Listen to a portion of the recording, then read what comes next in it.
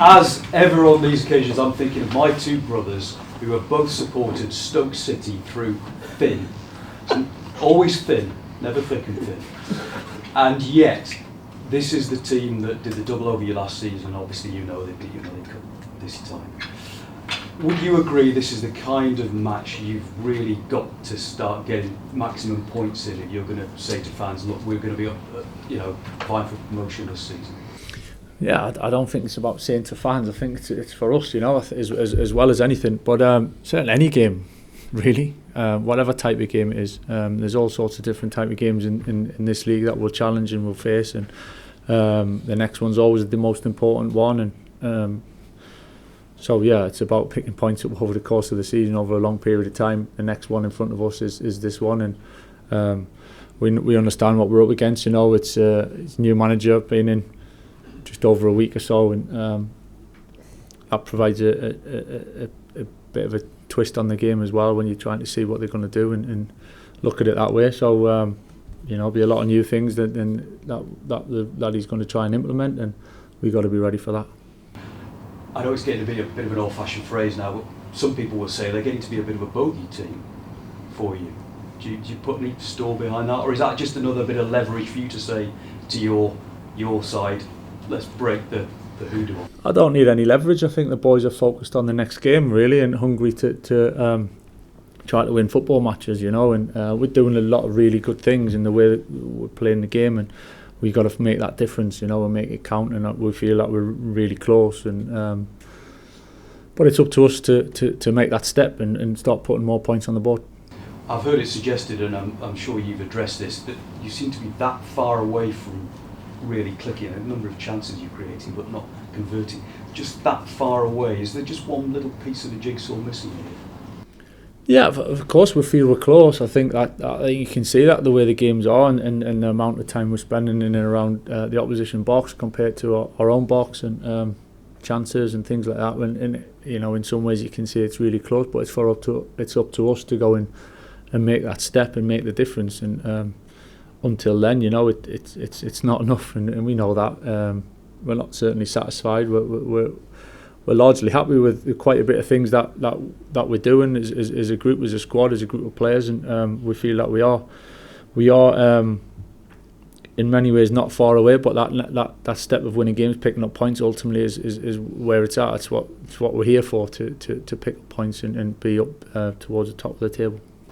I have heard managers say that sometimes you just need that one cracking goal, and then suddenly you can't stop scoring. Do you ever get that sense that you just need that one break in a game? Or? Yeah, listen, certainly in football, little things, little breaks, and part of that is earning it yourself and giving yourself the best chance for it to fall for you, of course, being in the right position, being in there enough times where and believing in it and committing to it and having the confidence in it.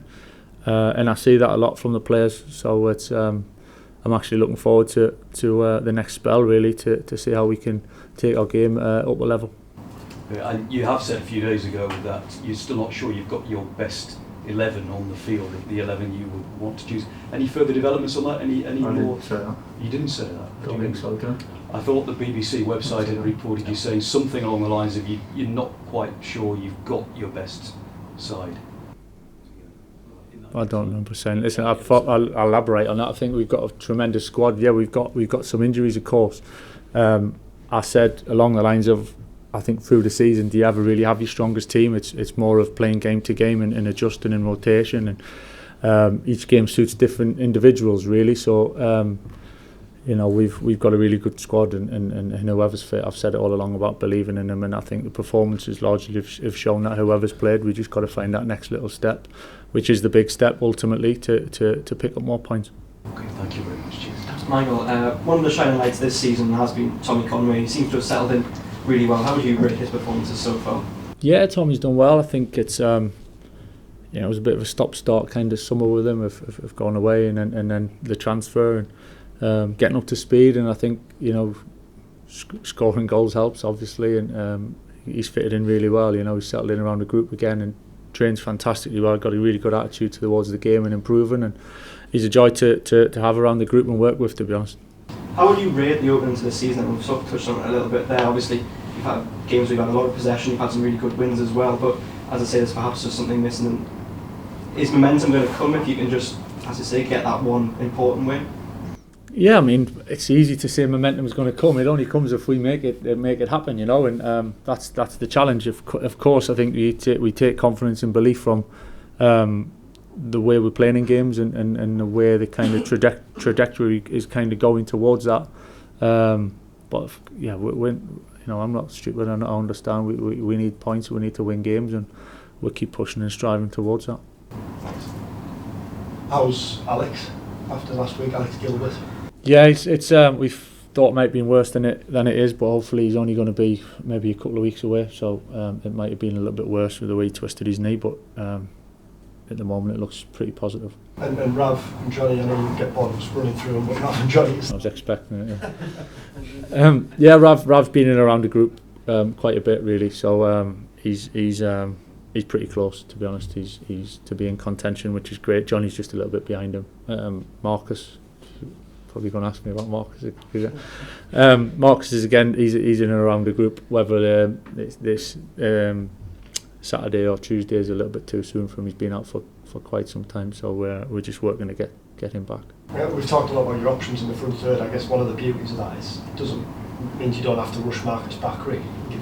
Oh yeah, definitely. We won't rush him back.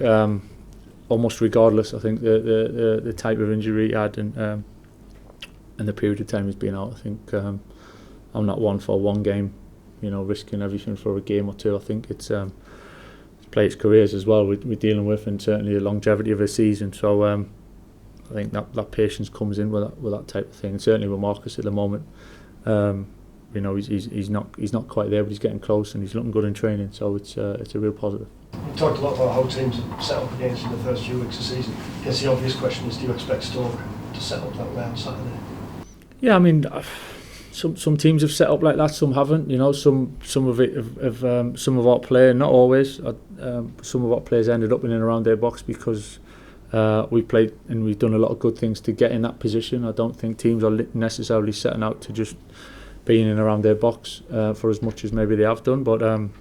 Who knows? Part of the game is figuring out what's in front of you as well and finding a solution and in different ways. Everyone's entitled to play however they want to play, and it's up to other teams to do what they're going to do. Fine, we've just got to find a way of dealing with whatever that is. A few quirks really, in that you've got the highest XG in the league. I think you've had more or averaging more shots per game than any other team in the league so far. But I think there's only one goal outside of in open play, not from a set piece. Is it too simplistic to say that's down to finishing? It's a half full, half empty. Is the old glass? To be honest, it's how you look at it. And when I'm just saying there's a lot of good things happening, it's easy for me to throw that out and say, of course we're doing a lot of good things. I genuinely think that we are. I think the way the games are being played largely shows that. In terms of, I'm not massively on stats and data to tell the whole story, but certainly. To have that many entries into the box, to have that many shots, chances on goal, I think that shows that there's a lot of good things and real positive play within the group. Of course, goals make the difference in games. The longer it goes, I think we got to be quite calm about it and keep doing the right things and keep staying sharp, staying focused, staying believing in it. Because if we keep putting ourselves in the right position enough, then we've certainly got the quality within the group to make the difference. So. It's a balancing act, of course, because we're desperate to win games, we're desperate for points, and in some ways the boys are that desperate that it can go overspill a little bit. So keep doing the right things, keep trusting themselves, and they'll be fine. Is there a temptation to change personnel, given your options that we keep talking about after a disappointing, frustrating defeat like that? Temptation to change? I think that's the beauty of the squad we've got. We've got options, We've got 3-game week this week and 3 important games. So. The squad will certainly come into play this week, no doubt. And last one, I know we've talked about the past in the recent press conferences, the start of the last couple of seasons. Don't want to go over that. I know last season was completely different to this season. But what did you learn from those testing early weeks last season, and how does that help you when you don't get the results or things maybe haven't gone quite as well as you'd like in terms of results? Yeah, I mean, it's sitting in the position that I'm in, in terms of coaching the team and trying to get a level of performance and results over a period of time. I think we're looking for, as well as the coaching staff, signs and positive notes within that in the end we believe will produce results, and I understand that some people look at it and the points is not enough, and I get that, and last season was even more kind of in a negative position at this stage, and I get that. At that stage, I kept saying to you about we believe doing a lot of good things. I hate saying the same things, but it was that was the case, and we believed that we'd get rewards from it over a period of time, and in the end, it wasn't enough for where we wanted to be. But I'm sure over the course of the season, again, it's that belief that your eye tells you so much, your instinct tells you so much, and if I don't like the look of certain things, then obviously the players will know that. But we can't keep saying everything's great if it's not. But certainly when it is, you got to take that belief and then you got to get rewarded for it. And in the end, we reward ourselves by the work, the performance level, and then making that difference when say chances come along or opportunities come along. Thank you. Just on the thing, after Sunderland, Michael, you were quite strong when you were asked about the style of play, and you said you weren't going to rip it up and start again. It wasn't at that stage. I mean, I don't think you did that last season, but there was a more kind of bigger change at some point when it wasn't quite going well. I think you switched to a back three, etc. I mean, is the kind of stats and the data and the what we're saying with the eye in terms of the positives, is that kind of a reinforcement, if you like, on that attitude in terms of this isn't a time to rip it up? Yeah, I'm open-minded, and I've said to you all along about formations, and it's more principles for us. But yeah, formation, we've been pretty consistent in the style and the way we went about it this year. And it's when we're judging all decisions on team and shape and things, you take a balanced view and you dig a bit deeper than just kind of results, to be honest. And there's times when we might change, or we have changed, and it's for different reasons. And certainly at the minute, a lot of things we're doing, we feel that will benefit us if we can get a couple of other little bits right to go along with it. Yeah, we mentioned obviously the way certain teams are setting up against you as well. It's a bit of a theme, and obviously at times then struggling. We saw it in some of the second half, you were struggling to break that kind of low block down. I mean, in terms of doing that, what is the answer to that?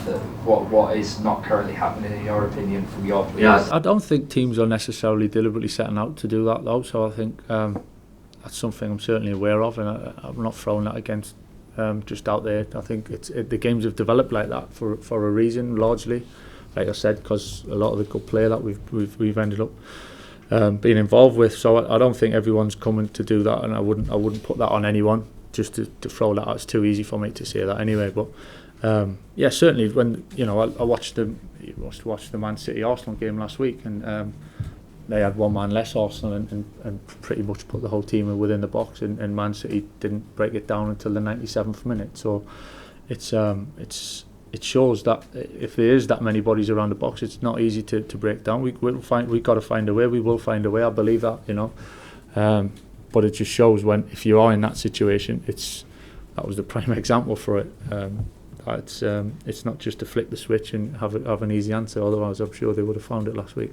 Yeah, is the things you can do particularly better in those situations? When teams, like you say, the kind of style probably naturally lends itself because of the way you dominate the ball and push forward. It lends itself to teams kind of retreating against you. Is the things that your players can do better to kind of unlock? No, there's always things to do better. So I'm not. I'm not sitting here thinking, we've cracked it and everything's going to be fine. No chance of that. But I think there's the balance view certainly, and then there's things we need to we can do better. And it's not just the forwards. It's not just the wide men. It's just as a team to create space for each other, to be that little bit more positive with every little detail or every little action that we do to create space more for the forward. So it's a team thing. Just as if we defend well, like generally we have done, and protected the goal very well, it's a team thing. So it's not labelling it. It's just certain individuals, but certainly as a group we can do things to get better. What that is, I'm not exactly going to tell you right now. Hopefully it sorts itself out over the weeks to come. Yeah, and is it fair to say, because I know on the eye sometimes it can look very similar week to week, but I know we've spoken in the past, there are unique or intricate details that change game to game. And I know recently we spoke about the kind of movement that Tommy and Manu were making against Preston, and the way they were pulling wide. So that game to game there is kind of different intricate details like that, isn't there? Yeah, definitely. I think listen, we're not it's not just us who does that. I'm sure most teams do the same. As we're planning for every game and every little bit, whether it can be a little tiny little space that we think is important on the pitch, then we'll try and exploit it. And the boys are really good at adjusting and taking that on board, to be honest, and I can't fault them for that. So I do believe we're on a good track, in the underbelly of results at the moment that we need to do something about, for sure. Just finally from me, Riley's been back in the squad the last two, hasn't yet got back on the pitch. Where's he at currently, kind of physically? Yeah, Riley's in good shape. He's trained again, going back to what I just said a couple of questions ago, really, about it's over the course of a season that we need to look after the players as well, and especially if they've been out for some time, and Riley's back now. He's trained with us now for a couple of weeks, and he's fine now. Yeah, obviously, as you mentioned, he was out for a period last season. He had a few recurring, I don't know if that's right so much as the same injury, but there were persistent problems. I mean, does that make it even more important, if you like, to kind of time that right in terms of these? Yeah, definitely. I think that all comes into the decision making of how quick players come back in, and Riley's been chomping at the bit, as to be honest, all the boys have been desperate to get back in it, in around training, in around the games, as you'd hope, as you'd expect, really, and part of us is making that decision of when's the right time. How do you do it? Is it more medical science based? Is it the eye? How? I think it's got a bit of everything, really, bit of everything. I think your eye does tell you a lot, and your instinct tells you a lot over time, and hopefully experience will help you with that. But certainly, the medical inputs, both science and data and everything comes together to make them decisions. Cheers, I suppose just building on what obviously was frustrating at Sunderland, but from what you're just saying is something that we're really looking at, developing that cutting edge and their creativity around the box from everyone, I suppose. Yeah, definitely. I think that's the game, and logically, if there was no kind of evidence, and I say evidence for our own mind of knowing how we're creating, positions we're getting in, and the opportunities that we're getting, then that gives us confidence, and that gives us that belief to take, as well as knowing that we need to make a few little bits of tweaks here and there to try and make a difference. But certainly it's something we're looking at, something we're working on, but at the same time it's trust and knowing that we'll keep doing the right things. The boys will be fine. And obviously the Stoke defeat, there'll be two very different teams playing and one different manager, but it is a chance to quickly avenge a big defeat, isn't it? It's got no relevance to that last game, to be honest with you. I think it's a totally different competition, and like you said, they've got a different manager, and we moved on from that pretty quickly. So it's about what's in front of us now. We've got an agenda in terms of league position and points that we want to pick up, really, and that's the next game in front of us. Sorry, can I just ask one quick one just on Stoke? How do you do your prep work when you've only got one game to go on?